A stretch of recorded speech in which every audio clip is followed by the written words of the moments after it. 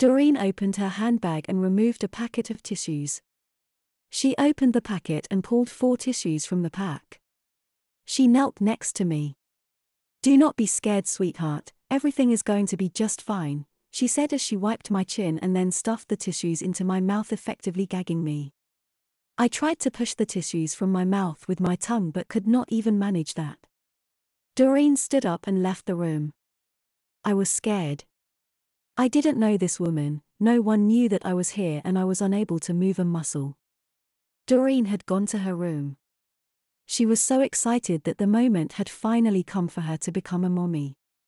She changed from her skirt and blouse into her blue nurse's uniform. She also tied her rubber apron on as she knew that it would be needed very shortly. She left the room and went into PJ's room and picked up the bag near the door and returned downstairs. As she entered the room, she looked down at me and smiled at what she thought was a helpless man. She walked beside me so that I could see her and started to speak. "I have given you something, darling, which has removed all of your control over your muscles for 30 minutes or so. You will stay with me until I decide that you can leave. Do you understand?" I could only look at my kidnapper as she spoke to me. I suddenly felt the urge to wee, but as with all of my other muscles, I could not hold the urge and began to uncontrollably wet myself.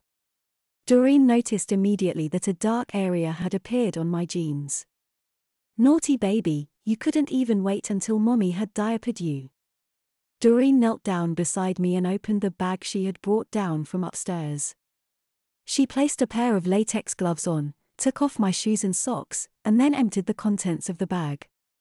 I stared in disbelief as Doreen removed several bottles of liquid from the bag, an adult-sized diaper and plastic pants, a pile of tissues, and finally a pair of scissors. My eyes widened when Doreen picked up the scissors. She proceeded to cut away my jeans, t-shirt, and finally my boxer shorts. Doreen stood up and took the clothing to the kitchen. She returned with a bowl of warm soapy water and flannel. Doreen then proceeded to clean me. "We don't want baby to be smelly, do we?" she said as she started to wash me.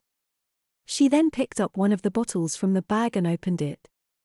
She sprayed it onto me and foam appeared. As Doreen removed the tissues in my mouth, she said, "The foam I have just put on you will remove your bodily hair.